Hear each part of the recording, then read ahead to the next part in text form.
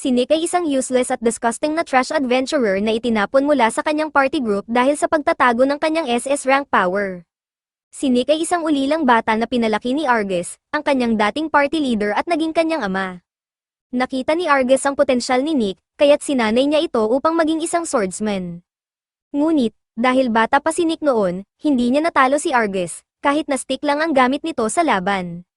Lumipas ang maraming taon, nakapasok na rin si Nick sa Argus Adventurer Group at nagkaroon pa ng isang napakagandang girlfriend. Pero tila nasayang lang ang lahat ng kanyang pagsasanay dahil naging soft boy siya. Hindi lang siya niloko ng babae, nilimas din nito ang laman ng kanyang bulsa, dahilan upang siya'y malugmok sa kahirapan. Sa kasalukuyan, si Nick ay nakatira sa Labyrinth City, isang lungsod na ipinangalan batay sa maze-like architecture nito. Bagamat may mga pagkakataon para sa pag-unlad, ito ay isang napakadelikadong lugar kung saan napakaraming panganib ang nagbabantang sumire sa buhay ng mga mamamayan nito. Dahil sa lahat ng naranasan niya, nagkaroon ito ng matinding epekto kay Nick. Dahil dito, pinili niyang maging fanboy ng isang grupo ng young idols at buong puso niyang ibinuhos ang paghanga sa kanila. Ngunit upang lubos na maunawaan kung paano siya naging ganito, kailangan nating bumalik sa nakaraan.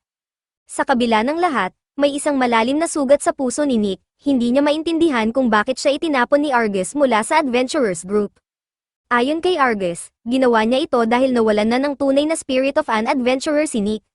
Bukod pa rito, naniwala rin si Argus na naging arrogant si Nick at nagsimula itong mag-utos sa lahat ng miyembro ng grupo, na siyang lubos na ikinainis ni Argus at dahilan ng kanyang desisyon. Habang si Nick ay nananatiling depressed at patuloy na iniisip ang kanyang madilim na nakaraan, biglang dumating ang isang girl na sinubukang pasayahin siya. Gayunpaman, mayabang niyang pinaalis ang dalaga gamit ang isang contemptuous gesture. Pero hindi siya tinantana ng masigasig na girl at patuloy siyang kinausap. Sa huli, iniabot nito ang isang ticket na tila isang admission pass sa isang idol event. Sinabi niyang siya ay isang rookie idol na nagsisikap upang makamit ang kanyang pangarap, isang bagay na labis na nagpagulo sa isipan ni Nick. Tinanong ni Nick ang girl kung bakit siya piniling kausapin.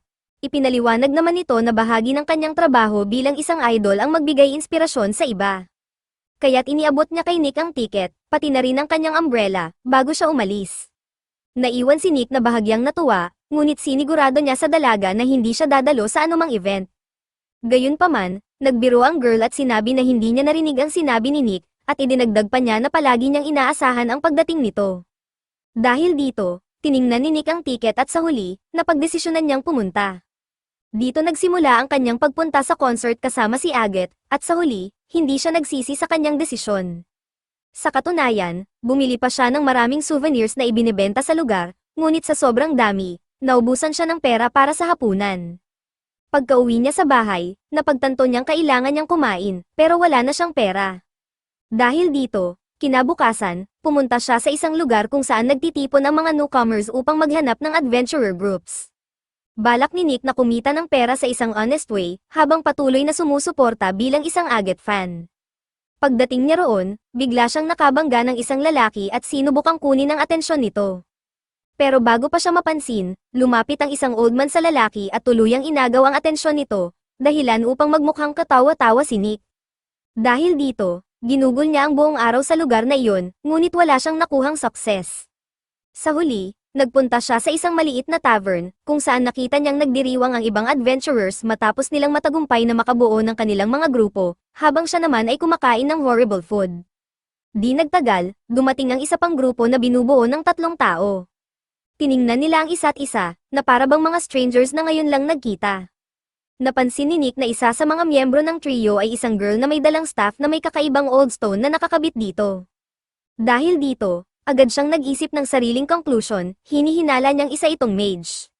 Samantala, ang pangalawang miyembro ng grupo ay si Claire, na lasing.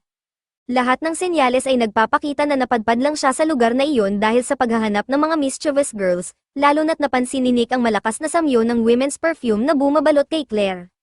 Sa wakas, ang pangatlong miyembro ay isa pang Dragonkin girl. Habang abala si Nick sa pagmamasid sa kanila, dumating ang waitress dala ang beer, at inilapag ito sa kanilang mesa. Sa sandaling ito, nagpa siya si Nick na itaas ang kanyang baso at mag-toast, kahit mag-isa lang. Habang ginagawa ito, naalala niya ang kanyang mga araw bilang isang adventurer, pati na rin ang kanyang dating self-interested ex-girlfriend na ginamit lang siya para sa sariling kapakanan. Pinanggako niya sa sarili na hinding-hindi na siya makikipagkaibigan muli, dahil hindi na siya muling magtitiwala kan inuman. Kahit natama si Argus sa sinabi niyang wala sa kanya ang tunay na spirit of an adventurer, hindi niya kayang muling masaktan at maloko. Matapos nito, inilahad ng anime ang kaunting detalye tungkol sa nakaraan ng bawat karakter, simula kay Tiana the Sorceress. Si Tiana ay itinakwil ng kanyang sariling pamilya at napilitang tumakas. Pagdating niya sa kanyang bagong tahanan, natuklasan niyang nag-iisa lang siya at kailangang matutong mabuhay ng mag-isa. Dahil dito, sinubukan niyang maghanap ng sorcerer-adventurer groups na tatanggap sa kanya, ngunit wala ni isa ang pumayag nang wala siyang letter of recommendation. Dahil dito, sinubukan naman niyang magtrabaho bilang assistant sa isang blacksmith, ngunit muli siyang tinanggihan. Habang pauwi, napansin ni Tiana ang isang advertisement tungkol sa horse racing. Dahil dito, naisipan niyang subukan ang kanyang swerte at sa kanyang unang bet, nagwagi siya. Gayunpaman, sa sobrang tuwa, ipinusta niya ang lahat ng kanyang napanalunan sa isa pang race, at sa pagkakataong ito, natalo siya ng lahat. Labis siyang nadismaya at nag-isip kung ano ang kanyang gagawin sa susunod. Dahil dito, muli siyang naghanap ng bagong opportunity. Habang naglalakad siya sa kalye, nakakita siya ng isang advertisement para sa adventurer groups. Dahil dito, nagpasya siyang puntahan ito, at ito ang dahilan kung paano siya napadpad sa pub. Si Zem, isang cleric, ay nagmula sa isang kilalang lungsod kung saan matatagpuan ang Temple of the God Meddler. Dati siyang nagtatrabaho rito at lubos siyang hinangaan ng mga mamamayan ng lungsod dahil sa kanyang malaking puso at pagiging matulungin. Isang araw, may isang girl na nagngangalang Merle na madalas magbigay sa kanya ng herbs. Isang gabi, habang abala si Zem sa kanyang gawain, dumating si Merle dala ang kanyang mga herbs. Ngunit sa pagkakataong ito, nang iaabot na ni Zem ang bayad, bigla niyang hinawakan ang kamay ng binata at tinanong kung may gusto ba ito sa kanya. Diretsahang sinabi ni Zem na masyado pang bata si Merle para isipin ang ganoong bagay. Bukod pa rito, nangako siya sa kanyang sarili na magiging isang priest, kaya hindi siya maaaring makipagrelasyon. Labis itong ikinagalit ni Merle, tumakbo siya palayo habang isinisigaw na kinamumuhian niya si Zem. Pero sa likod ng galit na iyon, may mas madilim siyang plano, isang revenge laban kay Zem dahil sa pag-reject nito sa kanya. Isang araw, habang si Zem ay masayang nakikipag-usap sa isa sa mga mamamayan ng bayan tungkol sa kanyang nalalapit na promotion bilang isang high-ranking cleric, biglang dumating ang mga officials upang arestuhin siya. Nagtagumpay ang plano ni Merle, siniraan niya si Zem gamit ang isang false accusation. Kahit malinaw na wala siyang kasalanan, ikinulong siya ng 3 buwan at pagkatapos ay tuluyang ipinatapon mula sa lungsod. Matapos ang lahat ng ito, napilitan siyang pumunta sa bahay ng isang matagal ng kaibigan, isang taong walang kamalay-malay sa nangyari sa kanya. Dahil sa pinagdaanan niyang hirap, nauwi sila sa isang passionate night na tuluyang nagbago sa kanyang buhay. Kinabukasan, binigyan ng pagkain ni Zem ang babae at iminungkahing magtungo siya sa Labyrinth City upang maging isang adventurer. Dahil nagtiwala na si Zem sa kanya at naibahagi ang lahat ng kanyang pinagdaanan, iginigiit ng babae na dapat niyang simulan ang bagong buhay dahil isa pa siyang young man. Bukod pa rito, nagbigay rin siya kay Zem ng ilang precious goods na naiwan ng isang dating tenant isang gabi, upang makatulong sa pagpapalakas ng kanyang cleric talents. Dahil dito, sinimulan ni Zem ang kanyang bagong buhay at tuluyang kinalimutan ang kanyang dating priestly calling, kaya naman ngayon, mas gusto niyang uminom at magpakaligaya sa piling ng mga ladies, na siyang nagdala sa kanya sa pub kasama sina Nick at ang iba pa. Gayunpaman, ipinahayag ni Nick ang kanyang pagdududa tungkol sa veracity ng kwento ni Zem, na para bang isa lamang itong drunken fiction. Tumawa lang si Zem at sinabi na matapos silang uminom, nagising silang lahat kinaumagahan sa bahay ni Tiana, nang walang ideya kung paano sila nakarating doon. Labis itong ikinainis ni Tiana, kaya't agad niyang pinaalis ang mga ito dahil hindi niya naman sila kilala. Bagamat ayaw nilang umalis, wala silang nagawa kundi humingi ng paumanhin at lumabas. Habang papalabas na sila, biglang pinigilan sila ni Nick at hinikayat silang manatili sandali. Ipinahayag niya na nais niyang magbigay ng moral support, tulad ng ginawa ng idol para sa kanya noong siya ay depressed. Doon niya naisip ang ideya na bumuo ng isang grupo kasama ang 4 sa kanila. Matapos ang ilang supportive comments, nagdesisyon silang lahat na opisyal na buuin ang kanilang grupo. Pagdating nila sa isang lugar kung saan maaaring magparehistro ng kanilang grupo, sinalubong sila ng isang babae na agad na nakilala si Nick, dahil miyembro na ito dati ng ibang grupo. Sinabi rin ng babae na isa sa kanila ay isang survivor na nakaligtas mula sa isang class C labyrinth, at siya ay si Karen, ang Dragon Girl. Dahil dito, tinanong sila ng babae kung anong pangalan ang nais nilang ibigay sa kanilang grupo. Matapos marinig ang tungkol kay Curren, nagdesisyon si Nick na pangalanan ang kanilang grupo bilang survivors, bilang parangal sa kanya. Matapos ang kanilang desisyon, opisyal nang nabuo ang grupo ni Nick, Curren, Tiana, at Zem. Para ipagdiwang ito, nagkaroon sila ng kanilang unang opisyal na meeting habang kumakain bilang adventurers. Dito, iminungkahi ni Nick ang tatlong mahahalagang rules upang matiyak ang tagumpay ng kanilang grupo. Ang unang rule ay walang sino man ang dapat makialam sa hobbies ng bawat isa. Ang pangalawa ay dapat nilang pamahalaan ng maayos ang pera ng grupo. At ang pangatlo, dapat silang laging bumalik ng buhay mula sa kanilang adventures. Matapos ipaliwanag ang mga ito, sinabi ni Nick na siya ang hahawak ng pananalapi ng grupo, ngunit ito ay sa ilalim ng mahigpit na pangangasiwa ni Tiana, habang si Curren naman ang magiging treasurer. Nang marinig ito, agad na tumutol si Zem, dahil naniniwala siyang si Nick ang higit na makikinabang sa pamamahala ng pera. Nagkaroon ng mainit na talakayan tungkol sa trust sa pagitan ng mga miyembro ng grupo, dahil silang lahat ay mga strangers at natural lamang na mag-ingat sa isa't isa. Gayunpaman, sa kabila ng kanilang alinlangan, napagkasunduan nilang kalimutan ang kanilang mga nakaraan at subukang muling magtiwala. Sa pagtatapos ng kanilang usapan, nagkaroon ng scene transition, kung saan makikita ang grupo ng mga adventurers na patungo sa isang Class G labyrinth na tinatawag na Viscous Aqueduct. Bilang isang novice group, kailangan nilang mapasok at talunin ang bosses ng dalawa pang labyrinths upang umangat sa Class F rank. Habang naglalakad, ipinaliwanag ni Nick na hindi naman ganoon kahirap ang pag-angat ng rank, dahil ang mga Class G labyrinths ay nagsisilbing training grounds para sa mga baguhang adventurers, upang mas maunawaan nila ang tamang paraan ng labyrinth exploration. Habang patuloy silang nag-uusap, bigla silang nakatagpo ng isang slime, na magiging kanilang unang opisyal na kalaban. Nang huminto sila upang pagmasdan ito, ipinaliwanag ni Nick na bagamat mukhang walang banta ang mga slimes, kaya nitong kainin ang anumang madapuan ng katawan nito. Bukod pa rito, habang kumakain ito, mas lalo itong lumalaki sa laki at may mga naitalang kaso kung saan ang sobrang malalaking slimes ay umaatake sa mga farms upang kainin ang mga baka. Gayunpaman, ayon kay Nick, mayroong isang simpleng paraan upang makontrol ang slimes, at ito ay sa pamamagitan ng pagkuha ng gem mula sa loob ng kanilang katawan. Matapos ang mabilis na laban, ipinagpatuloy ng grupo ang kanilang venture sa mas malalim na bahagi ng labyrinth, iniisip kung gaano kaganda ang naging resulta ng kanilang desisyong bumuo ng isang grupo. Habang patuloy silang nangangaso ng mga slimes, biglang tinanong ni Zem ang iba kung bakit nga ba inaatake ng mga monsters ang mga tao. Sumagot si Tiana, sinasabing ang mga tao ay naging food source ng mga monsters, at may ilang beses nang sinubukan ng mga tao na makipag-communicate sa kanila, ngunit karamihan sa mga pagtatangkang ito ay nabigo. Samantala, habang iniisip ang sagot ni Tiana, nakaramdam ng discomfort si Zem tungkol sa pagpatay sa mga monsters, kaya ipinahayag niya ang kanyang dissatisfaction sa sitwasyon. Habang patuloy ang kanilang paglalakbay, pinaalalahanan ni Nick ang grupo na huwag magpabeya. Gayunpaman, habang nag-uusap si Tiana, isang slime ang biglang umatake mula sa kanyang likuran. Dahil dito, naging mas mapanuri si Tiana at sinubukang atakihin ng slimes, ngunit dahil sa kanyang pabaya at maling aim, napunta ang kanyang spell kay Curren sa halip.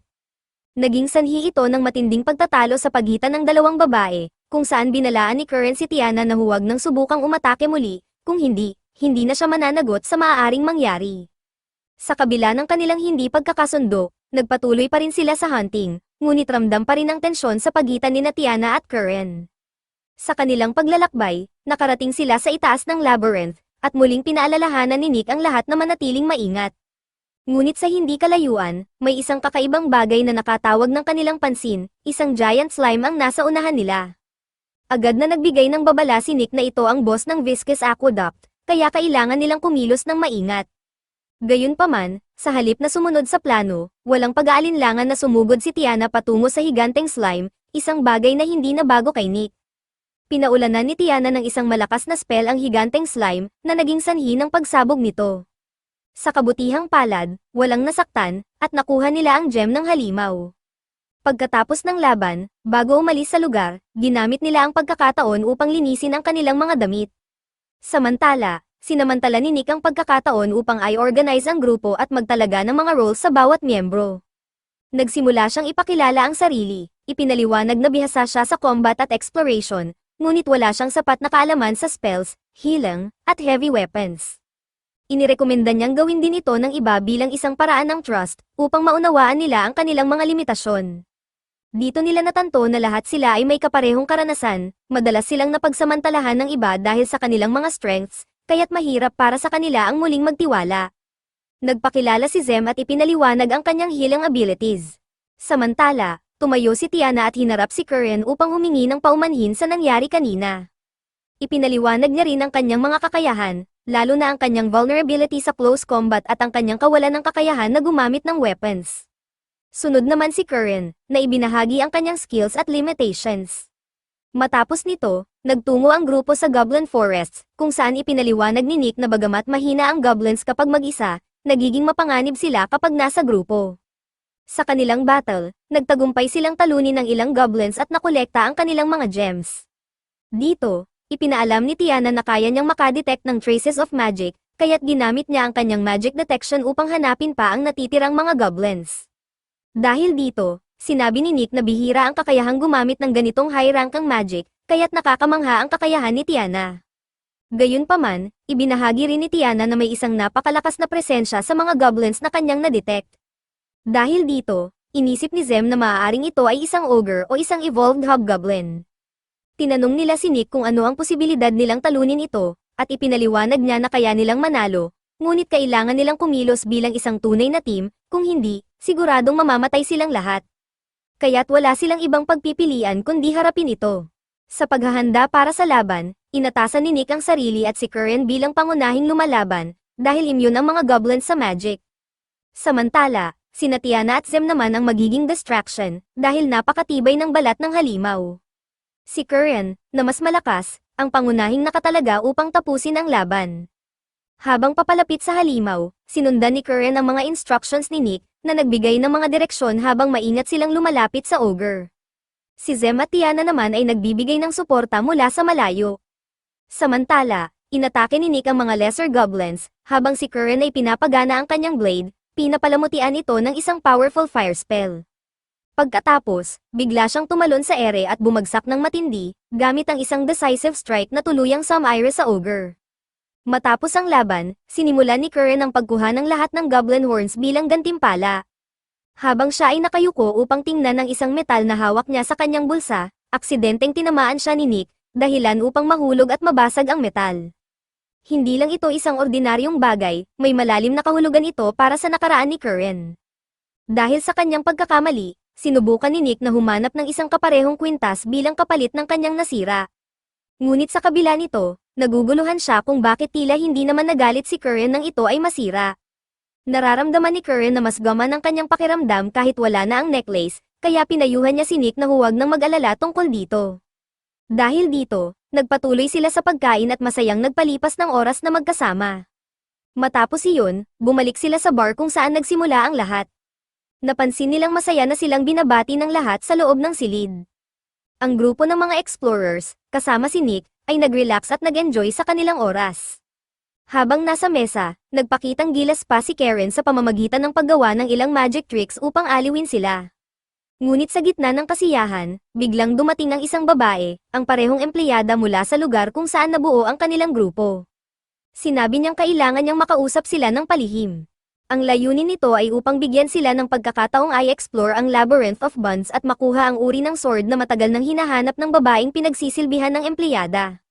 Dahil tila mahirap tanggihan ng alok, tinanggap ito ng grupo ni Nick. Bago pa sila tumuloy, humiling si Nick sa babae na ilarawan ng mas detalyado ang sword upang matiyak nilang hindi sila magdadala ng maling espada pabalik. Bukod pa rito, hiniling din niyang magkaroon ng diagram ng labyrinth na may nakamarkang mga lugar na dapat nilang tuklasin. Bilang karagdagan, iginiit ni Nick na dapat tiyakin ng babae ang isang minimum na presyo para sa kanilang misyon at dapat itong ilagay sa kasulatan bilang kasunduan.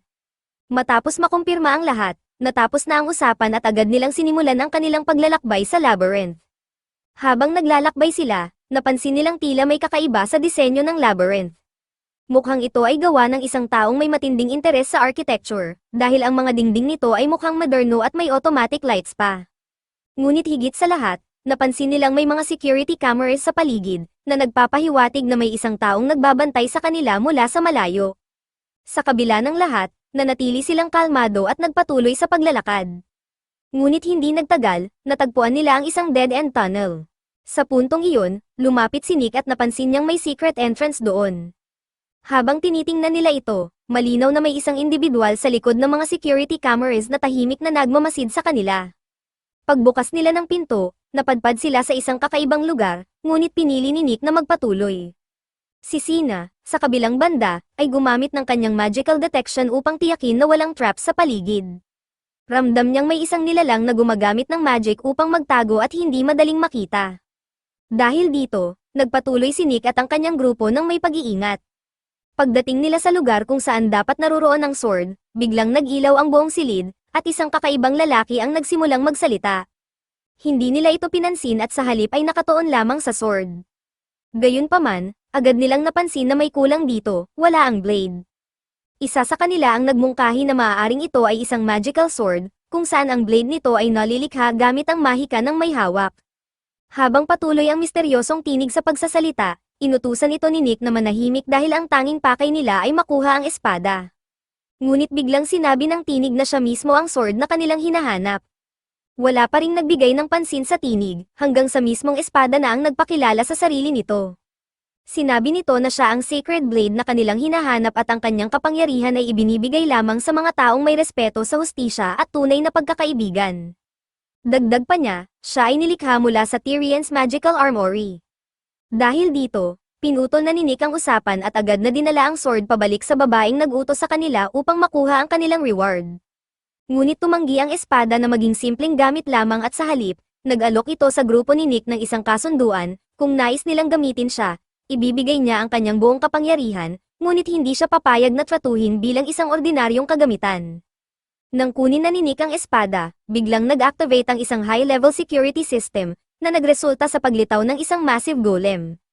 Agad itong naghanda upang puksain ang buong grupo, mabilis na nagcast si Tiana ng isang crystal magic spell laban sa golem, habang si Curren naman ay sumugod para umatake.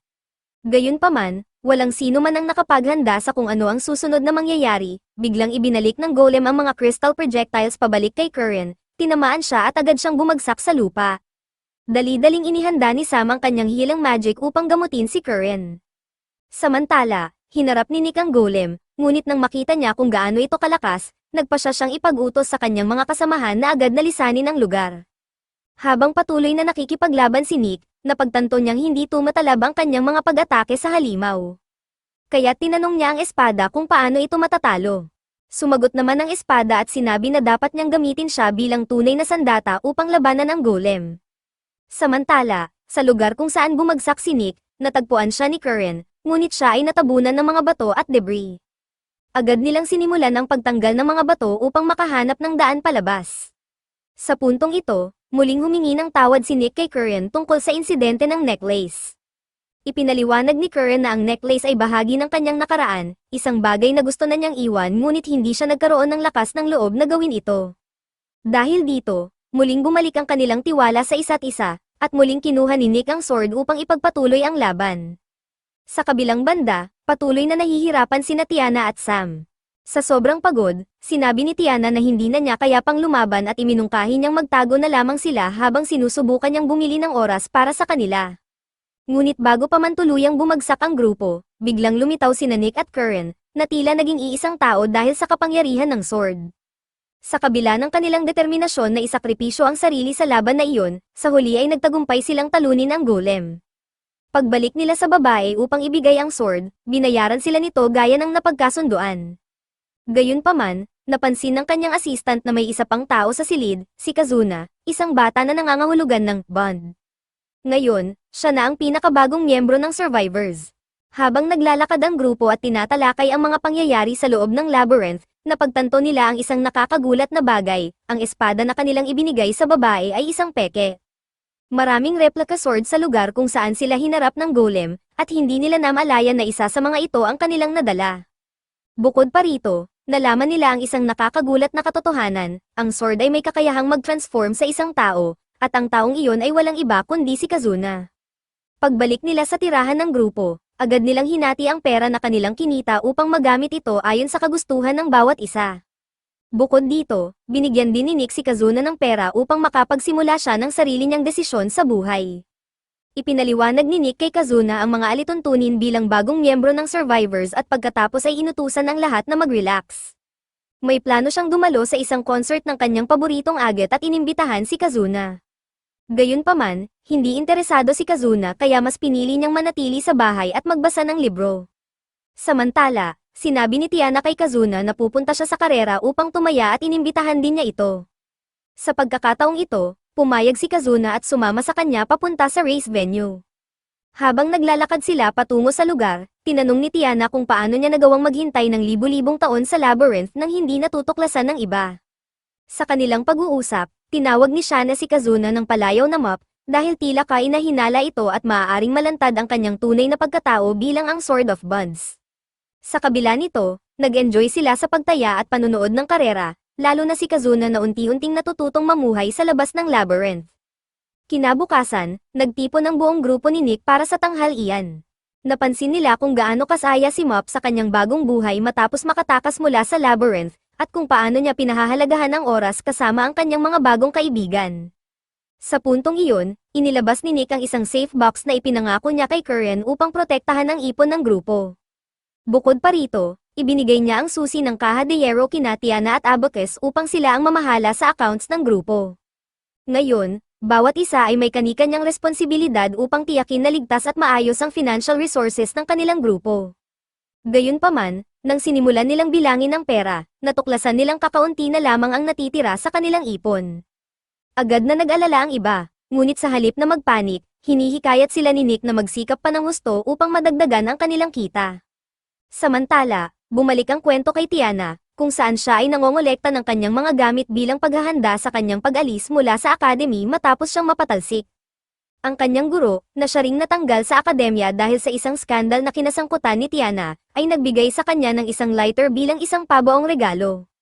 Habang iniaabot ito, may ngiti sa kanyang mukha nang ipaalala niya kay Tiana na malaya na sila ngayon at dapat nilang ipamuhay ang kanilang buhay ayon sa gusto nila.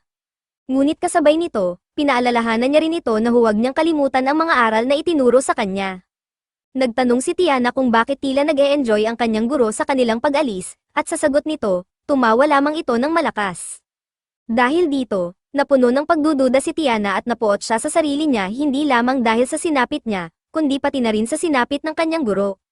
Ngunit bago siya tuluyang umalis, pinigilan siya ng kanyang guro at nagbigay ng isa pang huling aral, huwag mong kalimutan kung sino ka at kung saan ka nagmula. Muli siyang tumawa ng malakas, kaya hindi na ito sineryoso ni Tiana. Ngunit sa kabila nito, ang kanyang sinabi ay tumatak sa isipan niya. Habang naglalakad si Tiana patungo sa labasan ng academy, bigla siyang nagising mula sa kanyang panaginip tungkol sa kanyang nakaraan. Sa kabila ng kanyang pangungulila sa nakaraan, alam niyang kailangan niyang harapin ang realidad. Samantala, nakita rin natin ang iba pang kasamahan ni Nick na nagising mula sa kani-kanilang panaginip. Bagamat tila nabigo sila matapos maalala ang masasayang bahagi ng kanilang dating buhay, napagtanto nilang hindi na nila ito mababalikan. Maging si Nick ay napanaginipan ng kanyang dating kasintahan at ang mga masasayang sandali nilang magkasama. Ang kakaibang bagay sa lahat ng ito ay naisip nilang sabay-sabay nilang napanaginipan ang kanilang nakaraan. Ito pala ay dulot ng kakayahan ni Mop, gumamit siya ng telepathic spell upang malaman ang mga karanasan ng kanyang bagong mga kasama. Matapos ang lahat ng iyon, nagtipon silang muli sa parehong restaurant kung saan itinuro ni Mop sa kanila kung paano gamitin ang telepathy upang makipag-usap sa isa't isa nang hindi gumagamit ng salita. Upang subukan ang kanilang bagong kakayahan, napagdesisyonan nilang magtungo sa isang labyrinth upang harapin ang isang orc. Dito, ipinakita ni Mop ang kanyang kamanghamanghang kapangyarihan at kasanayan sa pakikipaglaban. Sa pamamagitan lamang ng kanyang mga kamay, pinaslang niya ang orc gamit ang isang multiplication technique, isang kakayahang sumisipsip ng magic energy mula sa iba pang miyembro ng grupo upang mapalakas ang sarili. Matapos ang laban, ipinaliwanag ni Mop kung paano niya ginagamit ang kanyang kapangyarihan at isiniwalat na natutunan niya ito mula sa isang swordsman na dati siyang inabuso at sinamantala ang kanyang kakayahan. Nagbigay ng papuri si Nick sa nagawa ni Mop at iminungkahi na magtungo silang lahat sa isang restaurant upang magdiwang. Gayunpaman, tumanggi sina Tiana at Zem dahil nais nilang ituloy ang kanilang mga hilig at gawin ang mga bagay na gusto nilang pagtuunan ng pansin. Samantala, sumama naman ang iba kay Nick sa isang restaurant, ang mismong lugar kung saan siya iniwan ng kanyang ex-girlfriend. Sa halip na magpakalugmok sa sakit ng nakaraan, napagtanto niyang panahon na upang mag-move on. Sa huli, tuluyan niyang binitawan ang nakaraan at sumama sa iba upang magsaya at tamasahin ang isang masarap na tanghalian kasama ang kanyang bagong pamilya. Hindi inakala ni Nick na makikita niyang muli ang kanyang ex-girlfriend na si Claudine sa loob ng restaurant, kasama ang isang lalaki na kasalukuyan niyang dinadaya at ginagamit para sa pera. Agad na sumingit si Nick sa kanilang usapan upang ibunyag ang panloloko ni Claudine. Nang mahuli sa akto, biglang nagalit si Claudine at umalis ng may inis. Dahil kay Nick, nalaman ng lalaki na ginagamit lang siya ni Claudine bilang isang cash cow, kaya't labis siyang nagpasalamat sa kanya. Matapos ang insidenteng iyon, nagpatuloy sina Nick at ang kanyang mga kaibigan sa kanilang mga gawain at nag-order ng kanilang hapunan. Pagkatapos nilang kumain, muling nagtipon ang buong grupo upang pag-usapan ang kanilang bagong misyon, ang pagkuha ng napakamahal na mga halamang gamot mula sa pamilihan. Ang mga ito ay gagamitin para sa paggawa ng medications at poison. Habang nasa kalagitnaan sila ng pagpaplano, biglang lumitaw si Claudine kasama ang isa sa kanyang mga kasamahan, na may layuning gawing miserable ang buhay ni Nick. Sa kabila nito, nanatili siyang kalma at ibinunyag kay Leon, isa sa mga tauhan ni Claudine, na nangangalap siya ng pera upang makatakas mula sa Iron Tigers gang. Dahil dito, nataranta si Leon at agad na inutusan si Nick na lumabas upang tapusin ang usapan sa isang tunay na labanan. Hindi umatras si Nick at agad niyang tinanggap ang hamon ni Leon. Lumabas sila ng restaurant, handang harapin ang isa't isa sa isang matinding sagupaan. Ngunit nang akmang magsisimula na ang laban, nagbago ang kilos ni Leon at sa halip na lumaban, humingi siya ng tawad kay Nick sa kanyang dating pag-uugali. Dagdag pa rito, nagpasalamat siya kay Nick dahil napigilan nito si Claudine sa muling panloloko ng isa pang lalaki, dahil matagal na pala itong ginagawa ni Claudine at alam na rin ito ng ibang miyembro ng kanilang grupo. Si Leon, sa kabilang banda, sinubukang ipagtanggol ang ginagawa ni Claudine sa pamamagitan ng pagsasabing dumaranas ng matinding kahirapan ang kanilang grupo. Dahil dito, napilitan siyang dayain ang mga lalaki upang makuha ang mahahalagang gamit at pagkakitaan ng mga ito. Ngunit dahil na rin sa dami ng kanyang mga kaaway, sinabi ni Leon kay Nick na maaari na niyang gawin ang anumang gusto niya sa kanya. Dagdag pa rito, nag-alok si Leon ng isang mapang-akit na kasunduan, ang magnakaw mula sa mga miyembro ng sarili niyang organisasyon. Dahil dito, labis na nagalit si Nick at sinuntok si Leon, sabay sabing hindi niya kailanman ipagkakanulo ang kanyang mga kaibigan para lang sa pera. Muling sumugod si Leon, ngunit dahil hindi siya handa sa laban, naiwasan lamang ni Nick ang kanyang pag-atake at madaling nakuha ang kontrol sa laban. Gayunpaman, isa sa mga tauhan ni Leon ang biglang umatake mula sa likuran at tinamaan si Nick, dahilan upang ma-corner siya. Sa oras na iyon, dumating si Curran kasama ang iba pang miyembro ng grupo upang protektahan si Nick. Kasabay nito, dumating din ang isang matandang babae at ang kanyang assistant, na tila may mahalagang papel sa kaganapan. Muling hinamon ni Leon si Nick, ngunit sa pagkakataong ito, isang bare-knuckle fight ang kanyang iminungkahi, isang labang walang gamit na armas. Ang kakaibang hamong ito ay nagdulot ng pagkalito sa lahat, ngunit hindi umatras si Nick. Bago magsimula ang laban, ang matandang babae at ang kanyang assistant ay ipinaliwanag ang mga panuntunan. Nilinaw nila na ang laban ay hindi lamang isang pisikal na labanan, kundi pati na rin isang intellectual duel. Ang buong laban ay may 10th rounds, at sa bawat round, magtatapos ito kapag ang isa sa mga koponan ay nasagot ng tama ang isang math problem. Ibig sabihin, habang nagaganap ang pisikal na sagupaan, ang isang miyembro ng koponan ay dapat sumagot ng tamang sagot sa isang math problem, kung hindi, magpapatuloy lamang ang laban ng walang katapusan. Habang nagpapatuloy ang laban, ipinaliwanag ng matandang babae na habang tumatagal ang bawat round, tumataas din ang antas ng kahirapan ng mga math questions. Kinuha niya ang isang kahon na naglalaman ng mga papel kung saan nakasulat ang pangalan ng mga taong sasagot sa arithmetic problems para sa magkabilang koponan. Para sa unang round, si Curran ang napiling sumagot para sa grupo ni Nick. Dahil dito, labis siyang nag-alala, dahil pakiramdam niya ay hindi niya kayang hawakan ang mathematical challenge. Gayunpaman, binigyan siya ni Nick ng lakas ng loob, sinabing kakayanin niya ito basta't manatili siyang kalmado at gamitin ang kanilang natutunan. Sa kabilang banda, si Claudine ang napiling sumagot ng mga tanong sa koponan ni Leon. Dahil dito, napagtanto ng grupo ni Nick na kakailanganin nilang sanayin si Curran sa matematika sa loob ng 3 araw upang matulungan siya sa laban. Samantala, si Zem naman ay masyadong abala sa pakikipaglandian sa isang babae sa pub at tila hindi iniintindi ang pagsasanay ng grupo. Pagsapit ng gabi bago ang laban, tinipon ni Nick ang lahat at ibinahagi ang kanyang obserbasyon, malamang na may karanasan na sa ganitong uri ng laban sina Leon at ang kanyang grupo. Kung hindi man, walang dahilan para hamanin si Nick sa ganitong klase ng paligsahan. Ipinahayag niya ang kanyang hinala na maaaring nandadaya ang grupo ni Leon. Dahil dito, nagdesisyon ng grupo ni Nick na magmanman at kumuha ng impormasyon. Bilang bahagi ng plano, dumalo si Nick sa isang girls club upang mangalap ng impormasyon. Bukod sa pag-inom, ginamit niya ang pagkakataong ito upang magtanong tungkol sa organisasyon ni Leon. Doon, natuklasan niyang may hawak na mga hiyas, gems, ang grupo ni Leon na ginagamit nila upang mag-communicate ng palihim sa isa't isa. Sa kabila ng lahat, hindi nag-alala ang grupo ni Nick dahil mayroon silang sariling estratehiya upang harapin ang sitwasyong ito. Sinabi niya kay Curren na kumilos lamang ng normal at gamitin ang lahat ng kanilang napag-aralan. Kapag dumating ang tamang oras, magpapadala sila ng senadorias upang bigyan siya ng tamang direksyon sa pagsagot. Kinabukasan, nagsimula na ang laban, unang hinandaan sina Curren at Claudine ng mga math problems. Si Curren, na labis ang pagsisikap upang makuha ang tamang sagot, ay naging masyadong excited. Dahil dito, masyado siyang nagmamadali sa pagsagot sa mga tanong. Nang ipahayag niya na tapos na siya, agad na sinuri ng mga hukom ang kanyang sagot. Subalit dahil sa kanyang pagmamadali, nagkaroon siya ng maraming pagkakamali. Dahil dito, natanggap ni Nick ang penalty, na nangangahulugang kinailangan niyang tumanggap ng isang suntok mula sa kanyang kalaban nang hindi makakailag o makalaban. Nagsimula ang ikalawang round, at habang iniwasan ni Nick ang mga suntok ni Leon, ginawa naman ni Curren ang lahat ng kanyang makakaya upang maiwasan ang parehong pagkakamali na nagawa niya sa unang round.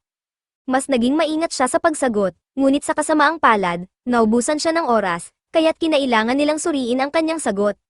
Sa huli, muli siyang natalo laban kay Claudine, na nagresulta sa panibagong penalty kay Nick, kinailangan niyang tumanggap ng isa pang matinding suntok mula sa kanyang kalaban. Dahil dito, labis na nag-alala si Curren at halos mawalan na siya ng pag-asa. Sinabi niyang hindi na niya kayang ipagpatuloy ang laban, dahil hindi niya matanggap na si Nick ang nasasaktan dahil sa kanyang mga pagkakamali.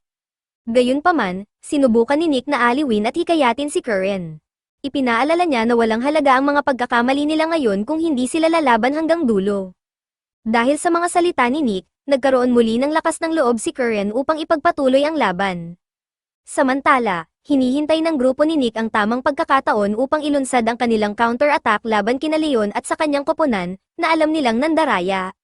Sa pagsisimula ng ikatlong round, mas lalo pang nag-focus si Curren sa kanyang gawain, habang si Nick naman ay sinadyang bumagal upang bumili ng oras.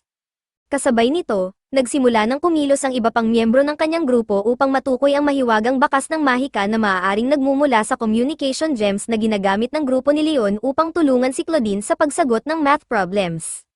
Si Tiana, na unang nakakuha ng mahahalagang impormasyon, sinimulan na ang unang bahagi ng kanilang plano upang ibunyag ang pandaraya ni Leon at ng kanyang koponan. Biglang pinatigil ni Tiana ang laban at nagpahayag sa mga judges na masyadong nakakabagot ang kasalukuyang sistema ng labanan. Iminungkahi niya na mas mainam kung lahat ng math challenges ay sasagutin ng sabay-sabay kaysa sa paggawa nito ng paunti-unti sa bawat round. Nagulat ang lahat sa kanyang mungkahi, ngunit agad itong sinang-ayunan ng buong audience. Dahil dito, pumayag ang mga judges at agad nilang ibinigay ang lahat ng exam sheets kay Curren at Claudine upang sagutin ng sabay-sabay. Matapos ang maikling paghahanda, binigyan ng senadorias ang dalawa upang simulan ang pagsagot sa mga math problems. Si Curren, na mas handa na ngayon, ay agad na nag-focus sa kanyang mga sagot, samantalang si Claudine ay naging balisa. Dahil hindi niya kayang sagutin ang lahat ng problema mag-isa, agad siyang nagsimulang makipag-usap sa taong tumutulong sa kanya gamit ang Magic Stone. Ngunit hindi niya alam na ito mismo ang perpektong pain na ginamit ni Tiana upang matukoy ang eksaktong lokasyon ng taong sumusuporta kay Claudine sa pagsagot. Matapos matunton ang magic signal, isinagawa ni Tiana ang ikalawang bahagi ng kanilang plano. Tumakbo siya kasama ang iba pang miyembro ng grupo ni Nick upang hulihin ang taong nagbibigay ng sagot kay Claudine. Samantala, napansin ni Nick na epektibo ang kanilang estratehiya, kaya't nagpa siya siyang bumili ng oras laban kay Leon. Tinanong niya ito tungkol sa lokasyon ng isa pa nilang kakampi, dahil tila kakaiba ang pagkawala nito sa laban. Biglang nabagabag si Leon at sinubukang magpalusot, ngunit habang nagpapaliwanag siya kay Nick, napagtanto niyang tila nalaman na ni Nick ang buong plano nila. Sa kanyang pag-aalala, sinubukan niyang magbigay ng senadorias kay Claudine upang bilisan nito ang pagsagot, ngunit agad siyang pinigilan ng matandang babae, na nagbabala na ang pakikipag-usap kay Claudine ay itinuturing na pandaraya. Dahil dito, lalong sumikip ang sitwasyon para sa koponan ni Leon. Samantala, si Claudine ay naging mas balisa dahil hindi na agad natatanggap ang mga sagot mula sa kanyang kakampi. Hindi nagtagal, natunton ni Tiana at ng iba pang kasamahan si Claudine's accomplice at agad nila itong dinala sa harapan ng mga judges upang ibunyag ang buong pandaraya. Dahil sa hindi maitatangging ebidensya, nawasak ang plano ng grupo ni Leon. Agad na dinakip sina Leon, Claudine, at ang kanilang kasabwat. Dahil sa pagkatalo, lalong nagalit si Claudine, hanggang sa tuluyang pumutok ang kanyang emosyon at napaiyak siya. Kinagabihan, nagtipon-tipon si Nick at ang kanyang mga kaibigan sa isang kainan upang pag-usapan ang mga pangyayari. Hindi man alam ni Karen ang lahat ng nangyari sa likod ng laban, naging susi ang kanyang matinding konsentrasyon upang maisigawan ng kanyang grupo ang kanilang plano ng maayos at matagumpay. Habang abala ang grupo sa pagkain at pagdiriwang ng kanilang tagumpay, sa kabilang banda, makikita si Leon na kasalukuyang ini-interrogate ng isa sa mga bantay na umaresto sa kanya. Gayunpaman, sa halip na sumuko, tinawag ni Leon ang isang espada, isang sandatang malinaw na may kontrata sa kanya, na kanyang gagamitin upang makatakas. Lumipas ang ilang araw mula nang mangyari ang math duel, at dahil sa kanilang pagkapanalo, nagpa siya ang grupo ni Nick na magpahinga at tamasahin ang kanilang napanalunan. Ginamit ng bawat isa ang kanilang pera ayon sa kanilang kagustuhan. Samantala, si Tiana ay nagpunta sa isang kasino kasama sina Nick at Kazuna, dahil nais ni Kazuna na tikman ang isang sikat na ice cream na sinasabing tinitinda doon. Sa kasamaang palad, huli na silang dumating at ubos na ang ice cream, kaya't wala silang nagawa kundi maglibot pa sa paligid. Nang matapos ni Tiana ang kanyang ginagawa sa loob ng kasino, lumitaw bigla si Leon sa labas, dala ang matinding handgereng maghiganti kay Nick. Ngunit hindi na siya katulad ng dati, nagbago ang kanyang anyo matapos niyang makipag-ugnayan sa isang espada. Ngayon, isa na siyang nakakatakot na halimaw na nagtataglay ng hindi pangkaraniwang lakas. Gamit ang kanyang pinaigting na pandama, pinasok ni Leon ang kasino at sinimulang sundan ang amoy ni Nick. Sa kabila ng maraming pagsubok upang pigilan siya, walang nakahadlang sa kanya. Patuloy siyang naglakad, hanggang sa makasalubong niya si Tiana. Agad siyang nagbanta na papatayin ito kung hindi siya ihahatid kay Nick. Gayunpaman, matalino si Tiana at ginamit ang isang simpleng diskarte, alam niyang madaling ma-distract ang mga pusa. Ginamit niya ito upang mailigaw si Leon, at nagawa pa niyang atakihin ito saglit upang makatakas. Sa kasamaang palad, hindi ito naging sapat, dahil sa kanyang bagong anyo, kayang agad pagalingin ni Leon ang kanyang sarili mula sa anumang pinsala. Habang lumalala ang sitwasyon para kay Tiana, itinaas ni Leon ang kanyang espada, handang tapusin ang kanyang buhay. Dumating si Nick sakto sa oras, dala ang kanyang bonded sword, upang harangin ang pag-atake ni Leon kay Tiana. Gayunpaman, hindi inaasahan ni Nick na ang kanyang espada ay kayang makipag-usap sa espada ni Leon. Lumabas na ang dalawang sandata ay mayroong siglong hidwaan, isang matagal ng rivalry na ngayon ay muling bumangon. Dahil dito, ini-transfer ng espada ni Leon ang lahat ng kapangyarihan nito sa kanya, dahilan upang siya ay tuluyang mag-transform sa isang mas malaki at mas makapangyarihang halimaw. Dahil sa sitwasyong ito, kinailangan ni Nick na makabuo ng isang link kay Tiana upang makuha ang sapat na lakas upang lumaban kay Leon. Ngunit sa gitna ng kanyang nakabibinging kapangyarihan, unti-unting nawalan ng kontrol si Leon sa kanyang katawan at sinimulan niyang wasakin ang lahat ng nasa paligid. Hindi niya ito ginusto, sa kanyang kalooban, nais lamang niyang guluhin si Nick sandali, ngunit sa halip, napasama siya sa paggawa ng matinding pinsala sa mga inosenteng tao. Sinubukan niyang ibalik ang kontrol sa kanyang katawan, ngunit pinigilan siya ng kanyang espada, dahil nais nitong tapusin ang matagal na alitan nito sa espada ni Nick. Sa kabila nito, tumanggi si Leon na ipagpatuloy ang laban, dahil hindi niya nais na makasakit ng mas maraming tao para lamang sa paghihiganti ng kanyang espada. Dahil dito, nagsimula silang magtalo ng sarili niyang sandata. Habang abala si Leon sa kanyang panloob na sigalot, sinamantala ito ni Nick. Ginamit niya ang kanyang kapangyarihan upang INK si Leon sa isang ice prison, kasabay ng pagpapakawala ng mga ice spears upang gawing mas matibay ang pagkakakulong sa kanya. Ngunit kahit pa malamig at matibay ang kulungan, hindi ito naging sapat. Dahil sa matinding kapangyarihang ibinigay ng espada sa kanya, nabali ni Leon ang ice prison at muling nakalaya. Sa puntong ito, ayaw na ni Leon na makapinsala pa ng iba. Habang bumabalik ang kanyang katinoan, nagsimula siyang magsisi sa lahat ng kanyang ginawa. Upang maiwasan ang higit pang pagkawasak, nagsimula siyang pigilan ang sarili mula sa paggawa ng mas maraming pinsala. Gamit ang anti-magic attack na kanyang inihanda gamit ang casino cards, nagawa ni Nick na i-neutralize ang kapangyarihan ng espada at maibalik si Leon sa kanyang normal na anyo.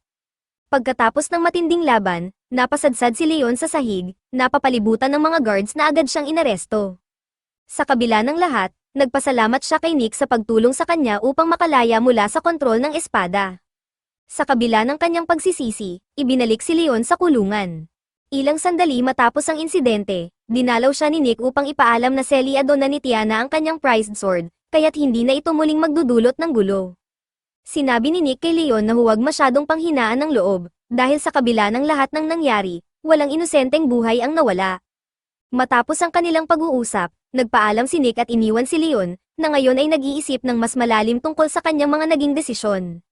Kinabukasan, muling nagtipon ang survivors group upang magplano ng kanilang susunod na hakbang. Habang nagkakatuwaan, nahumaling si Mop sa isang kwento tungkol sa Stepang Man, isang phantom na sinasabing dumadampot ng mga bata sa gabi. Ipinakita niya ito kay Zem at sinabing ang multong ito ay kayang lumipad sa Labyrinth City.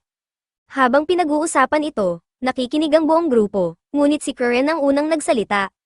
Mabilis niyang iminungkahi na hulihin ang Stepang Man, dahil tiyak daw itong isang masamang nilalang.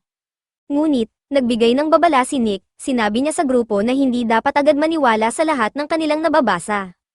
Samantala, isang babaeng bata ang biglang tumakbo papalayo at pumasok sa isang madilim na eskinita. Sinundan siya ni Nick, ngunit laking gulat niya nang makita niyang tila hinihila ang bata papasok sa isang bahay ng isang hindi pangkaraniwang anino. Dahil dito, sinubukan ni Nick na atakihin ang anino, ngunit hindi niya ito ganap na makita. Sa kabila nito, unti-unti niyang napagtanto na ang Stepang Man ay maaaring totoo. Matapos mailigtas ang bata, dinala nila ito sa isang safe house na pinapatakbo ng Red. Doon, sinubukan ni Vic na tanungin ang bata tungkol sa nangyari. Ngunit ang tanging sagot nito ay, si Stepang Man. Hindi nagkamali ang mama ko, habang kinukwento ng bata ang kanyang karanasan, sinabi niya kung paano sinubukan ng kanyang ina na hulihin si Stepang Man gabi-gabi, ngunit sa huli ay napunta ito sa ospital dahil sa nilalang na ito. Habang nagiging emosyonal ang usapan, napagtanto ng grupo na totoo nga ang Stepang Man, kaya't pumanig sila sa paniniwala ng bata at sa kwento ng kanyang ina. Sa hindi inaasahang pangyayari, nagmakaawa ang bata sa grupo na kunin siya bilang apprentice. Agad namang sumingit si Nick, ngunit pinaalalahanan siya ni Zem na dapat ay 15 taong gulang muna ang isang apprentice at kailangan muna nitong magsanay bago sumali sa laban. Pinayuhan niya ang bata na huwag ilagay sa panganib ang kanyang sarili. Samantala, Mop at Rage ay tila nabuhayan ng loob at nagbiro na bubugbugin nila ang Stepang Man, hindi dahil sa pagiging isang kidnapper kundi dahil hindi nito natupad ang tunay nitong tungkulin. Sinabi nilang huhulihin nila ito mismo, at sa puntong ito, mas maraming tao ang gustong sumali sa laban dahil sa pinsalang idinulot ng Stepang Man kay Renee, ang batang babae. Dinala sila ng kanilang paghahanap sa Garbage Collection District, ang pinakamapanganib na bahagi ng lungsod. Dito, nakasalubong nila ang isang lalaki bago sila umalis. Sinabi ng lalaki na wala siyang pagkakataon na mabuhay ng maayos sa lugar na iyon at hindi siya makatulog ng tahimik, bagay na hindi agad naunawaan ng iba. Gayunpaman, si Karen ay tila nakaunawa sa sitwasyon. Bilang kapalit ng impormasyon, inalok niya ang lalaki ng mga halamang gamot na makakatulong sa kanya, at hinimok itong huwag nang gumamit ng droga. Habang papalapit na silang umalis, inamin ng lalaki na si Hale ay isang runner, at kung mahuli nila ito, agad itong mawawala sa paningin. Sa sandaling narinig ito ni Karen, agad niyang ipinaalam ang alok na pabuya sa sino mang makakahuli kay Hale. Dahil dito, sinubukan ni Hale na tumakas sa pamamagitan ng pagtalon sa isang bintana, ngunit laking gulat niya nang biglang lumitaw si Mop sa likuran niya, handang pigilan ang kanyang pagtakas. Habang papunta na sila sa guild upang isuko si Hale, biglang lumitaw ang isang misteryosong lalaki na nagtanong tungkol sa pasyenteng si Nelgava. Sinuri niya ang grupo ni Nick at nagtaka kung sino talaga sila, dahil hindi sila mukhang ordinaryong tao. Agad namang napansin ni Nick ang kakaibang aura ng lalaki at sinabing hindi rin ito mukhang isang karaniwang pari. Gayunpaman, humingi ito ng paliwanag kung ano ang kasalanan ni Hale. Nang ipaliwanag ni Nick na lahat ng krimen ni Hale ay ginawa maliban sa pagpatay, tila napilitan ang lalaki na pumayag na isuko si Hale, dahil aniya, ang kanyang trabaho ay pagalingin ang may sakit, hindi ang husgahan ang kanilang mga ginawa. Bago tuluyang ibigay si Hale sa guild, nagdesisyon ang misteryosong lalaki na tapusin muna ang kanyang gawain. Ipinahayag niya na si Hale ay may Yellow Demon Disease, isang sakit na maaaring magtagal ng mahabang panahon bago tuluyang gumaling. Habang nag-aalinlangan si Nick sa ideya ng pagpapalaya kay Hale, ipinaliwanag ni Zem na maaaring hatulan ito ng kamatayan, o maaari rin siyang mamuhay ng tahimik sa kulungan. Gayunpaman, hiniling mismo ni Hale na manahimik na lang sila at dalhin siya palayo, ayaw na niyang pag-usapan pa ang kanyang sitwasyon. Habang nag-uusap, napagtanto ni Zem na si Nalgava ay isang pari, kaya nagtaka siya kung bakit ito nasa ganoong lugar kung maaari naman itong magtrabaho sa isang mas prestihiyosong larangan upang makatulong sa pagkilala ng seryosong sakit.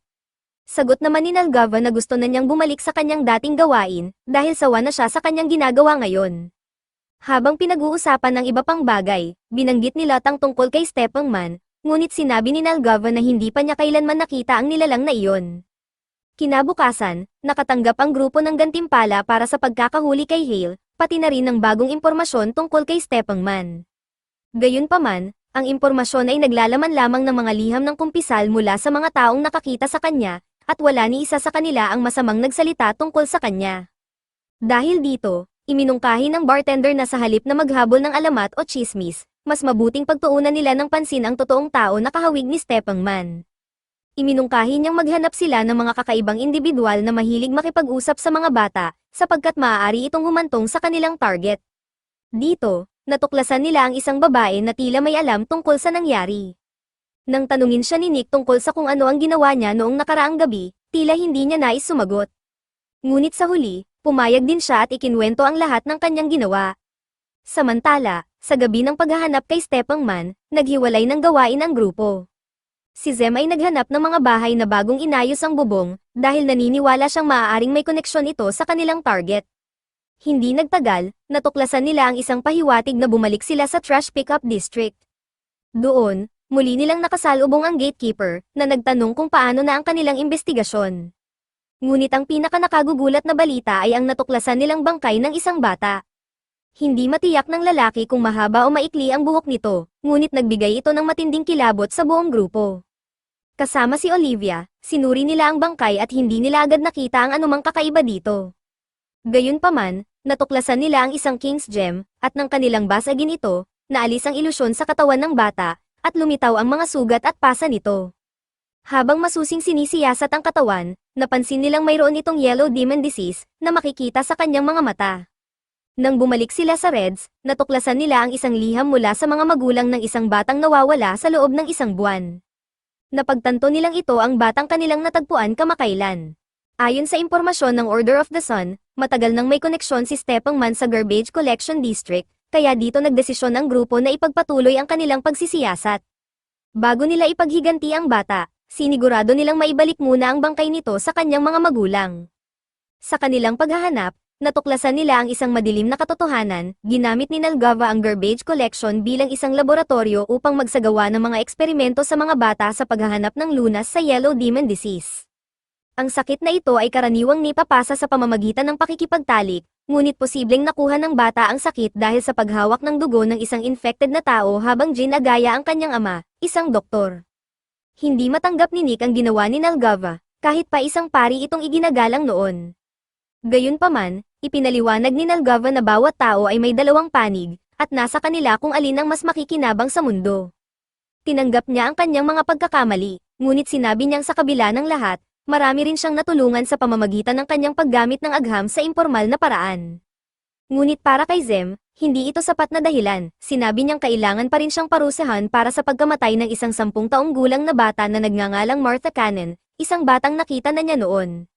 Sa huli, naihatid nila ang katawan ng bata sa kanyang pamilya, na labis na nagdadalamhati dahil hindi nila alam kung paano ito namatay.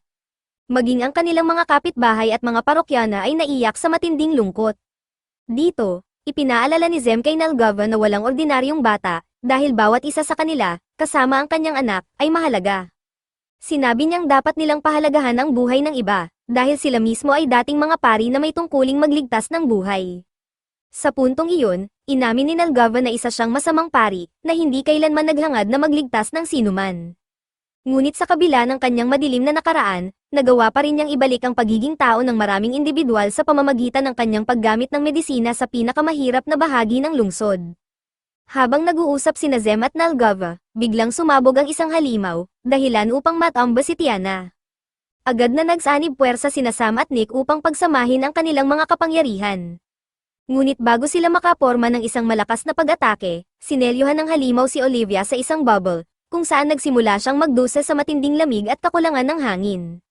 Sinubukan ni Zem na iligtas si Olivia, ngunit binalaan siya ng kanyang espada na kung tatapakan niya ang bubble, mawawalan siya ng kakayahang lumaban.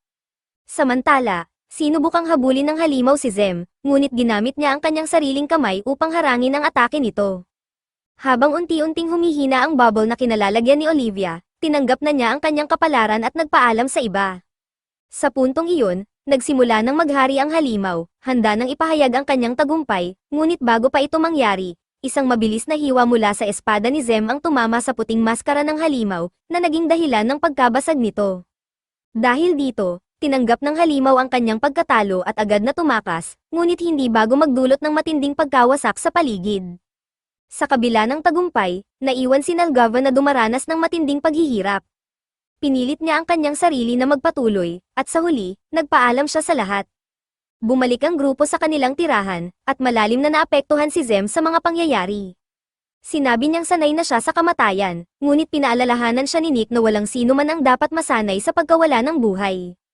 Sa huli, napagdesisyonan ni Olivia na sumali sa grupo, ngunit hindi bago ihayag ang kanyang tunay na pagkatao, inamin niyang kasapi siya ng isang programang lumalaban sa Elemental Demon Gods, at ang kanyang tunay na pagkakakilanlan, siya ang War Sword, isang produkto ng proyektong ito, at dyan nagtatapos ang kwento natin. Abangan ang susunod na kabanata at huwag kalimutang i-like, i-share, at mag-subscribe. Kita-kits sa susunod na video.